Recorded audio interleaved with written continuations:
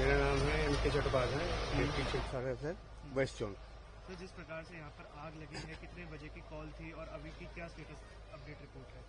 हमें कॉल मिली थी 11:55 पे कि ऐसे श्रीनिकेतन अपार्टमेंट है सेक्टर 17 रोहिणी में झुग्गी में आग है। तो जैसे ही कॉल मिली है फायर कंट्रोल रूम को, तो तुरंत हमारी एसओपी के हिसाब से जो है कि हमारे एडीओ है मिस्टर AK शर्मा, साथ में करीब 4-5 गाड़ियां हमने भेज दी फायर सीन पे। जैसे ही यहाँ पे आया, आने के बाद देखा यहाँ पे एक तो कंजेशन बहुत ज्यादा है, गाड़ी आने का रास्ता नहीं है। तो फायर की इंटेंसिटी को देखते हुए उन्होंने जो फायर की जो कैटेगरी है उनको उन्होंने ऑफ किया। 12:40 पे इन्होंने इसको मीडियम डिक्लेयर कर दिया था। लगभग 26 जो गाड़ियां हैं यहाँ पे फायर सीन पे काम कर रही है।